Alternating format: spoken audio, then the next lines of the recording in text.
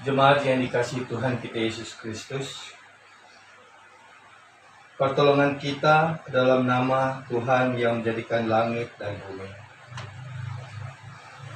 Kasih karunia dan damai sejahtera dari Allah Bapa dan dari Tuhan kita Yesus Kristus menyertai saudara-saudari.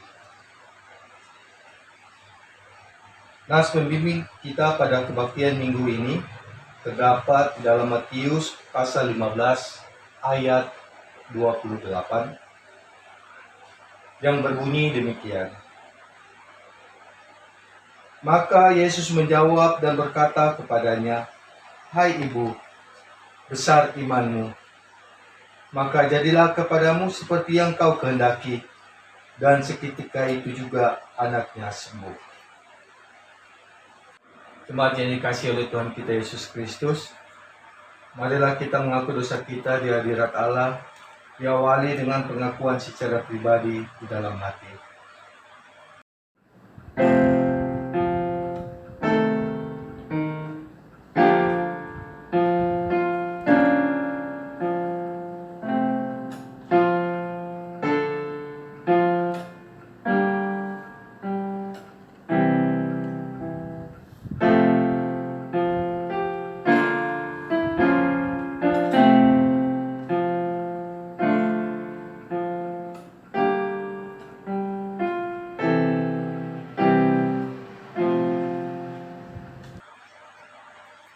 Marilah kita mengaku dosa di hadapan Tuhan Allah kita. Ya Tuhan yang Maha Kuasa dan Maha Pengasih, kami mau datang kepadamu Tuhan dengan penuh kerendahan hati. Ampuni segala dosa kami yang sering kami lakukan Tuhan, yang kami perbuat dalam kehidupan kami. Kami seringkali tidak patuh akan perintah-Mu ya Tuhan. Kami seringkali melakukan segala apa yang Kau larang ya Bapa. Tuhan, tolong kami. Perbaharui hidup kami Tuhan. Biar kami kembali ke jalan-Mu. Biar kami boleh melakukan apa yang baik dan benar di hadapan-Mu ya Tuhan. Sebab itu, dengan percaya kepada Yesus Kristus Gembala yang baik, yang telah menyerahkan nyawanya pengganti segala domba, kami berseru dan memohon kepadamu, dalam namanya, ampunilah segala dosa kami, dan kuatkanlah kami oleh Roh Kudus, supaya kami dapat hidup menurut firman-Mu. Amin.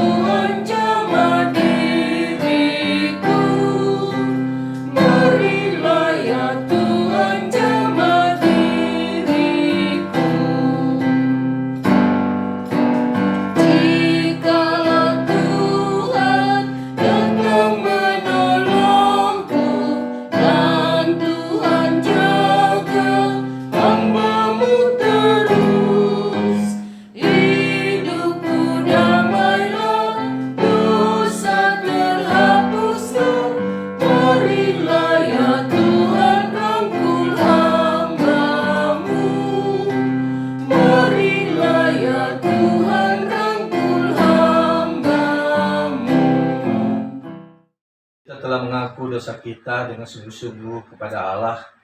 Untuk itu, dengarlah firman Tuhan yang berkenan mengampuni dosa kita yang terdapat di dalam Efesus pasal pertama ayat 7 sampai dengan ayat yang ke-8. Demikian firman Tuhan. Sebab di dalam Dia dan oleh darahnya kita memperoleh penebusan, yaitu pengampunan dosa menurut kekayaan kasih karunia-Nya yang dilimpahkannya kepada kita dalam segala hikmat dan pengertian.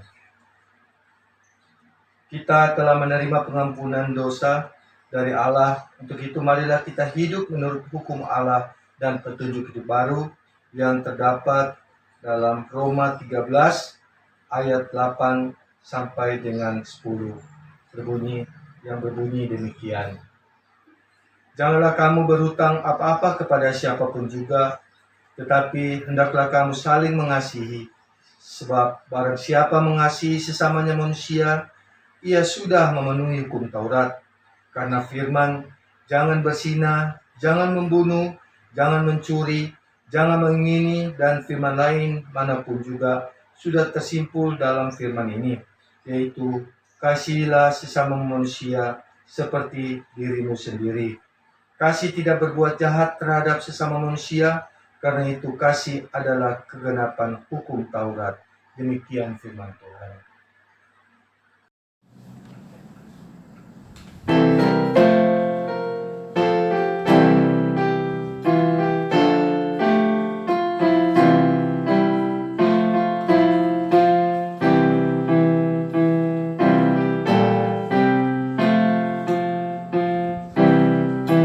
Yesus pimpinlah kami semuanya, hanya Dikau kami ikut di sepanjang jalan hidup.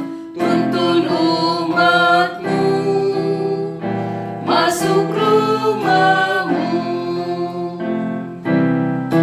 aturlah terus langkah umat-Mu, dan berilah pertolongan di setiap pencobaan, hingga kami pun masuk rumah-Mu. Saudara-saudara, mari kita bersatu di dalam doa untuk pewartaan firman Tuhan. Kita berdoa. Bapa Sorgawi, di dalam Yesus Kristus, dalam penyertaan Roh Kudus, kami bersyukur kepadamu karena pada hari ini kembali kami diberi kesempatan untuk dapat mendengar dan merenungkan firman-Mu. Tolonglah kami agar kami mampu untuk memahami maksud yang hendak Engkau sampaikan, dan biarlah Roh-Mu tetap bekerja dalam hidup kami, supaya apa yang kami dengar saat ini dapat terus kami hayati dan kami lakukan di dalam kehidupan kami sehari-hari. Kami berdoa di dalam nama Yesus, Tuhan kami. Amin. Saudara-saudara, pembacaan kita diambil dari kitab Injil Matius pasal yang ke-15 ayat 21 sampai 28. Saya akan bacakan bagian ini dan mari kita mengikutinya. Perempuan Kanaan yang percaya. Lalu Yesus pergi dari situ dan menyingkir ke daerah Tirus dan Sidon. Maka datanglah seorang perempuan Kanaan dari daerah itu dan berseru, "Kasihanilah aku, ya Tuhan, anak Daud, karena anakku perempuan kerasukan setan dan sangat menderita." Tetapi Yesus sama sekali tidak menjawabnya. Lalu murid-muridnya datang dan meminta kepadanya, "Suruhlah ia pergi. Ia mengikuti kita dengan berteriak-teriak." Jawab Yesus, "Aku diutus hanya kepada domba-domba yang hilang dari umat Israel." Tetapi perempuan itu mendekat dan menyembah Dia sambil berkata, "Tuhan, tolonglah aku." Tetapi Yesus menjawab, "Tidak patut mengambil roti yang disediakan bagi anak-anak dan melemparkannya kepada anjing. Kata perempuan itu, "Benar Tuhan." Namun anjing itu makan remah-remah yang jatuh dari meja tuannya. Maka Yesus menjawab dan berkata kepadanya, "Hai ibu, besar imanmu. Maka jadilah kepadamu seperti yang kau kehendaki." Dan seketika itu juga anaknya sembuh. Saudara-saudara, sampai di situ pembacaan Alkitab kita. Yang berbahagia adalah orang yang mendengar firman Tuhan, memeliharanya, dan melakukannya di dalam kehidupan sehari-hari. Haleluya.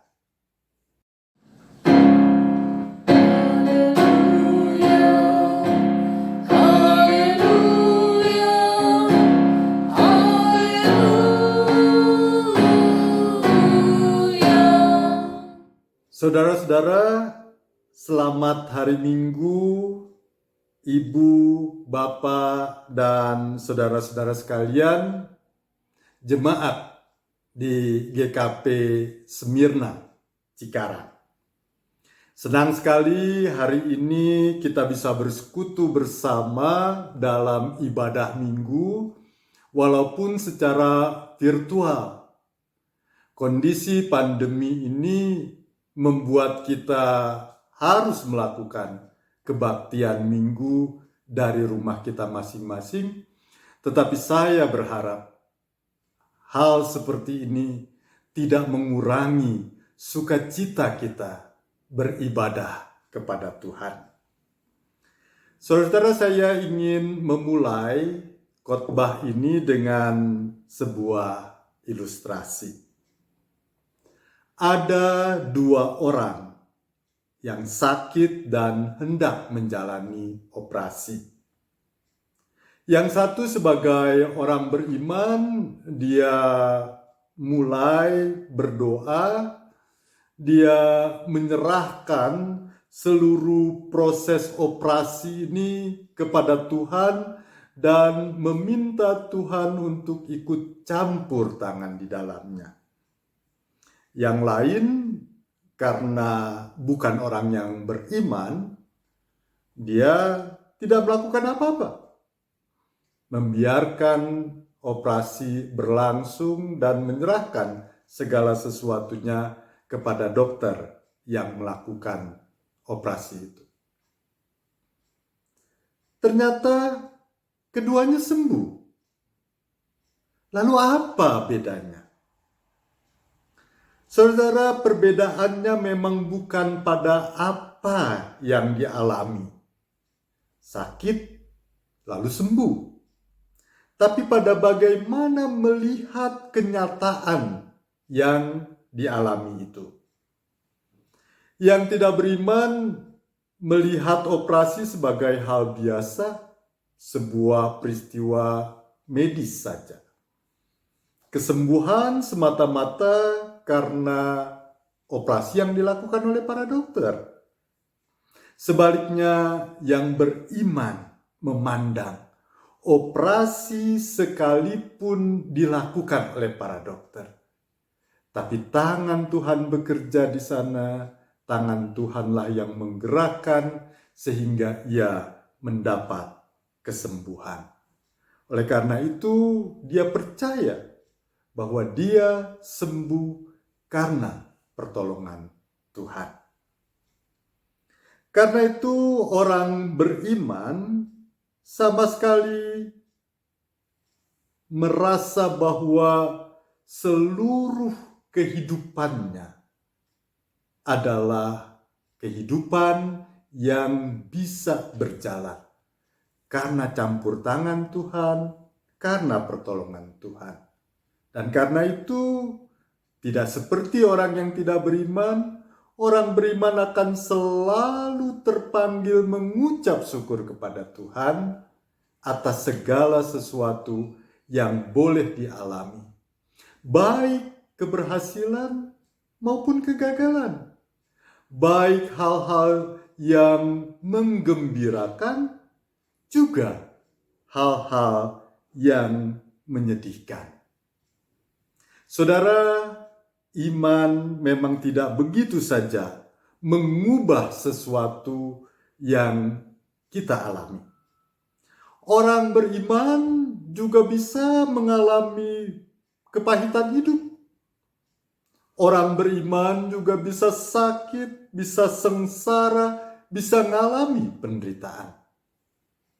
Sekarang ini kita tahu ada banyak orang Kristen, orang beriman yang terpapar oleh COVID-19. Tetapi iman memampukan orang untuk menghadapi kenyataan-kenyataan yang sesulit apapun. Karena iman, orang selalu memiliki harapan sehingga tidak jatuh pada keputusasaan.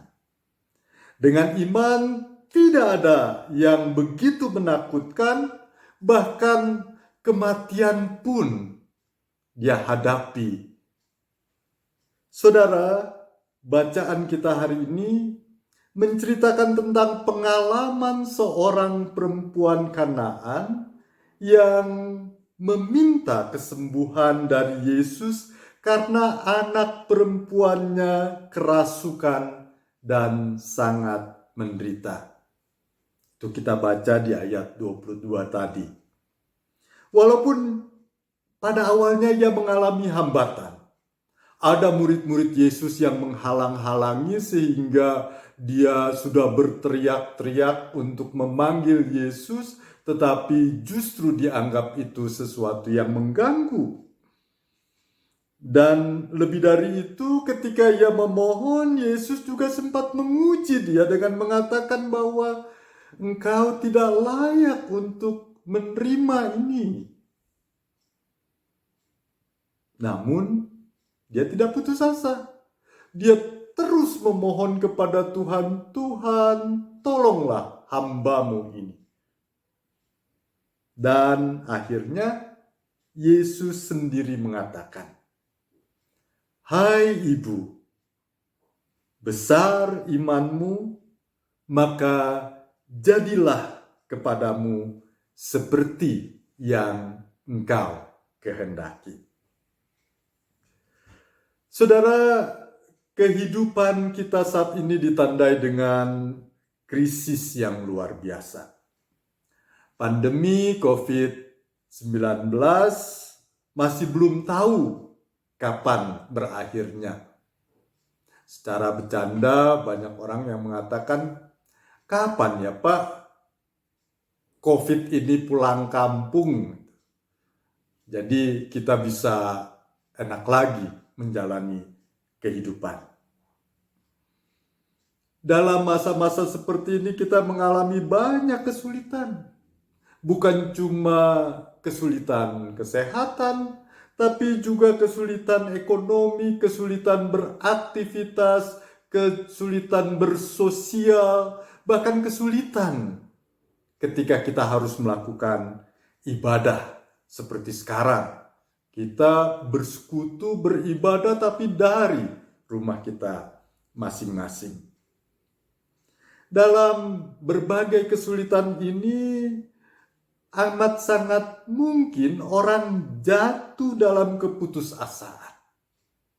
Orang jadi pasrah, tidak tahu harus berbuat apa, dan biarlah apa yang terjadi, terjadilah dalam kehidupan saya.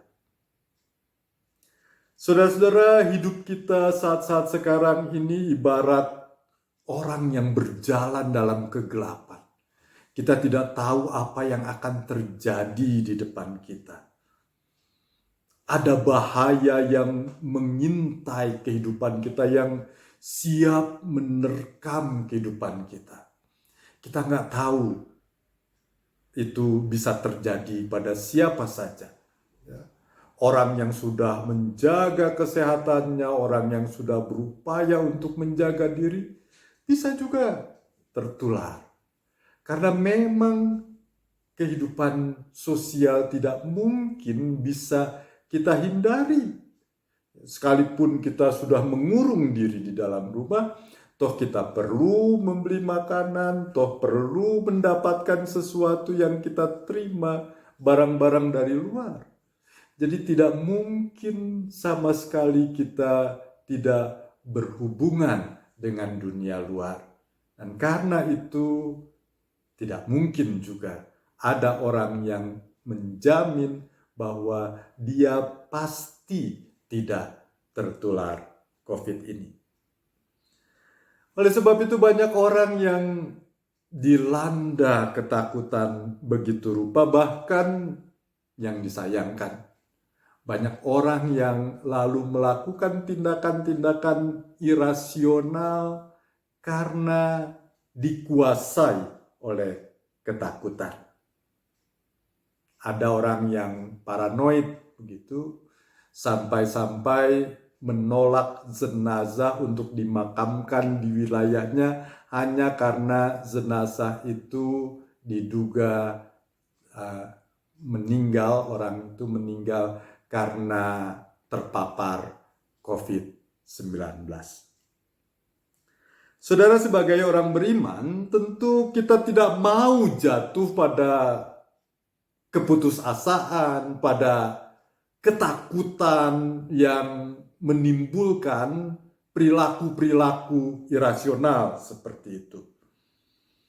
Iman kita mengajarkan bahwa kita hidup dengan mengandalkan Tuhan. Iman kita mengajarkan bahwa Tuhan tidak pernah meninggalkan kita sendiri. Tuhan selalu menolong kita. Tuhan selalu mendengar keluh kesah kita. Yesaya 59 ayat 1 berkata begini. Sesungguhnya tangan Tuhan tidak kurang panjang untuk menyelamatkan, dan pendengarannya tidak kurang tajam untuk mendengar. Ibu, bapak, saudara-saudara sekalian, dan saya percaya bahwa Tuhan tidak membiarkan kita terus dengan keadaan seperti ini. Tuhan mendengar, Tuhan bertindak, Tuhan menolong kita. Mungkin belum sekarang, tapi pasti karena Tuhan bekerja dalam hidup kita. Saudara, kalau saya mengatakan begitu, bukan berarti kita sebagai orang beriman tidak bergumul dengan masalah-masalah ini. Oh, saudara sekalian, betapa kita bergumul dengan kesulitan saat ini. Sebagai manusia kita juga cemas, kita juga takut dengan situasi ini. Sebagai manusia kita juga merasakan betapa kita sulit melakukan segala sesuatu. Tapi iman kitalah yang menguatkan kita. Iman kitalah yang menolong kita untuk tetap tabah menjalani kehidupan kita hari lepas hari dalam kesulitan seperti ini. Dan iman kitalah yang terus meyakinkan kita bahwa satu saat pandemi ini akan berakhir karena Tuhan bekerja di tengah kehidupan kita. Satu saat Tuhan menolong kita sebagai umat manusia untuk menemukan jalan keluar. Satu saat pasti akan ditemukan obat, vaksin, atau apapun untuk mengatasi pandemi ini. Saudara-saudara yang dikasihi oleh Tuhan, dari seorang perempuan Kanaan yang anaknya disembuhkan oleh Yesus, kita belajar hidup dalam iman itu. Tetap percaya, tetap punya semangat untuk berjuang, melakukan hal-hal yang baik untuk kehidupan kita dan kehidupan sesama kita. Tuhan menyertai kita sekalian. Amin.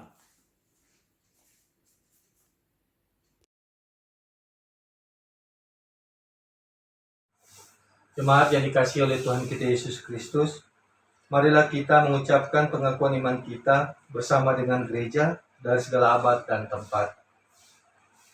Aku percaya kepada Allah Bapa yang Maha Kuasa, Khalik langit dan bumi, dan kepada Yesus Kristus anak yang tunggal Tuhan kita, yang dikandung dari Roh Kudus, lahir dari anak darah Maria, yang menderita di bawah pemerintahan Pontius Pilatus, disalibkan, mati, dan dikuburkan, turun ke dalam kerajaan maut. Pada hari yang ketiga, bangkit pula dari antara orang mati, naik ke sorga, duduk di sebelah kanan Allah Bapa yang Maha Kuasa, dan akan datang dari sana untuk menghakimi orang yang hidup yang mati. Aku percaya kepada Roh Kudus, gereja yang kudus dan persekutuan orang kudus, pengampunan dosa, kebangkitan daging, dan hidup yang kekal. Amin. Tibalah saatnya kita membawa persembahan syukur kita, dan sebagai ayat pengantar persembahan kita pada hari ini, terdapat di dalam 2 Korintus pasal 9, ayat 6 sampai dengan ayat yang ke-7. Demikian bunyi firman Tuhan. Camkanlah ini, orang yang menabur sedikit akan menuai sedikit juga, dan orang yang menabur banyak akan menuai banyak juga. Hendaklah masing-masing memberikan menurut kerelaan hatinya, jangan dengan sedih hati atau karena paksaan, sebab Allah mengasihi orang yang memberi dengan sukacita.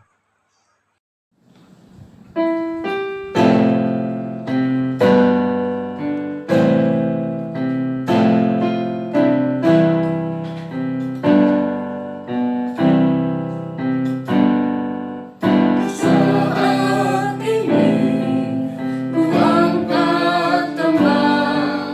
ku angkat tembang bagi Yesus.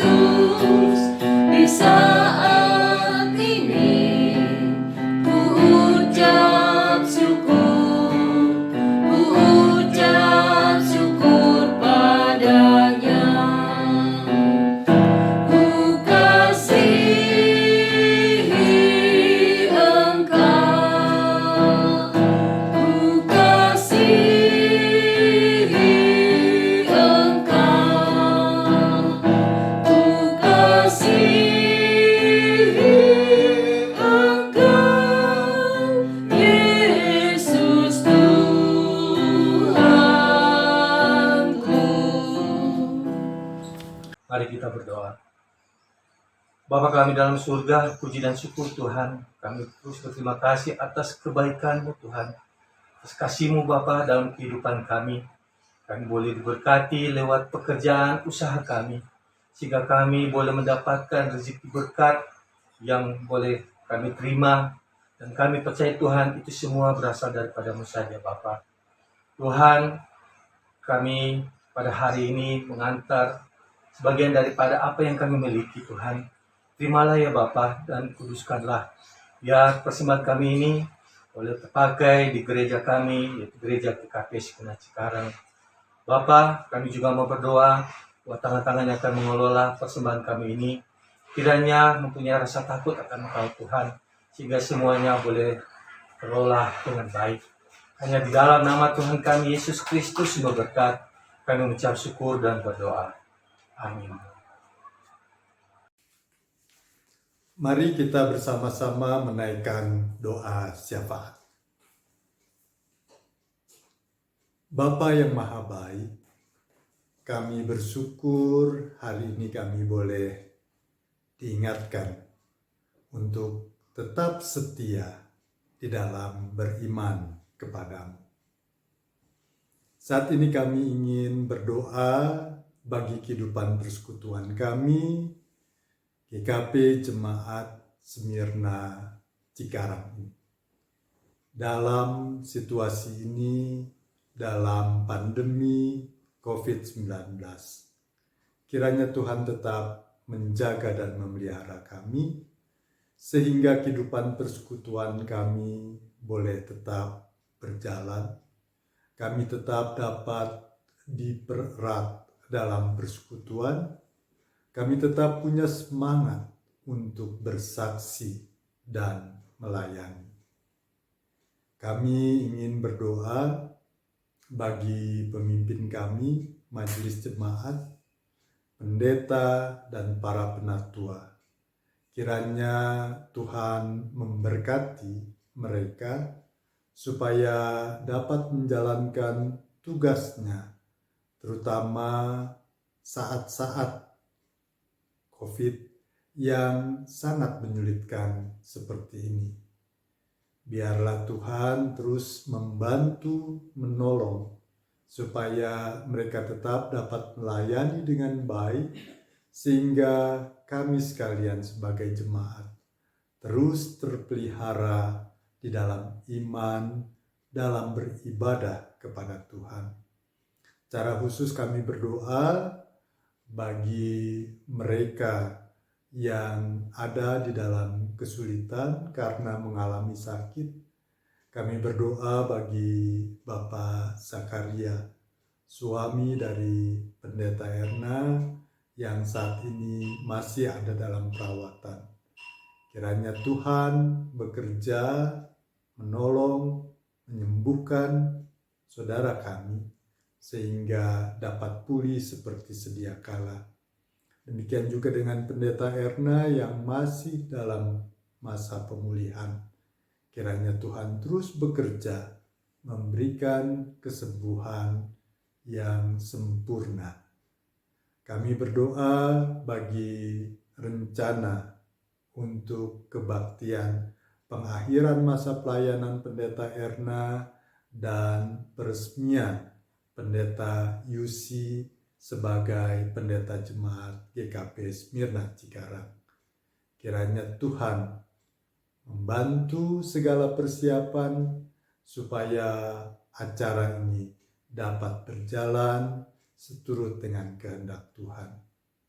Kami menyerahkan kehidupan kami, pribadi lepas pribadi, keluarga-keluarga di sini. Kiranya Tuhan menjaga supaya kami tetap dapat menjalankan hidup yang benar selaku murid-murid Tuhan, tetap berupaya untuk mengasihi, tetap berupaya untuk berbagi dengan sesama sekalipun dalam masa-masa sulit seperti ini. Kami berdoa bagi masyarakat di sekitar kami dan masyarakat Indonesia secara keseluruhan. Kiranya kami terus dapat membangun kehidupan yang lebih baik, terutama pada masa pandemi ini, menjaga sikap dan perilaku kami sehingga tidak menimbulkan semakin meluasnya pandemi COVID ini.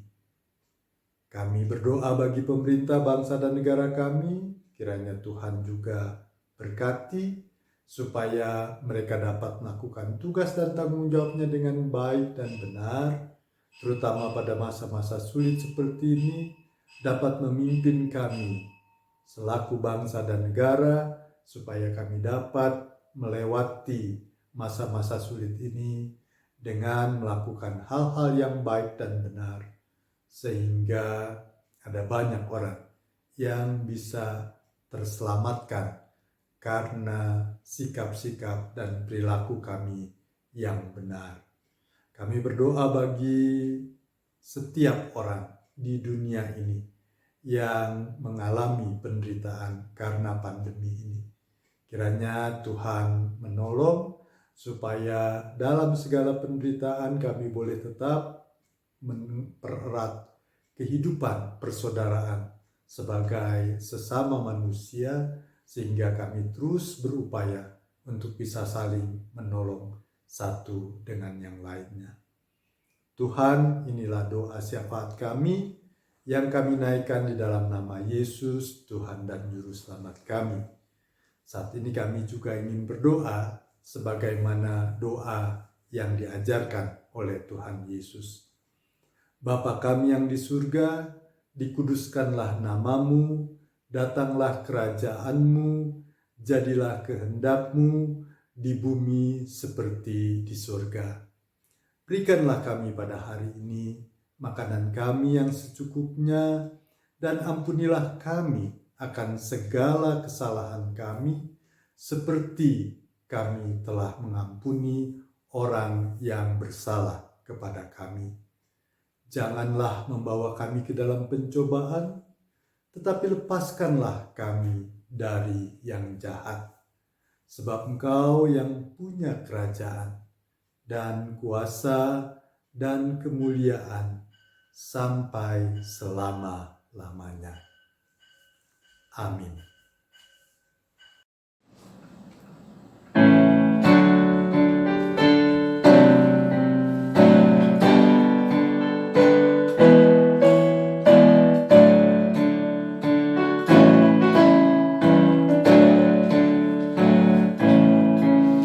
Yesus ku juru selamatku, Tuhanku mengalisku, tumpuan pengharapanku dan perisai perlindunganku.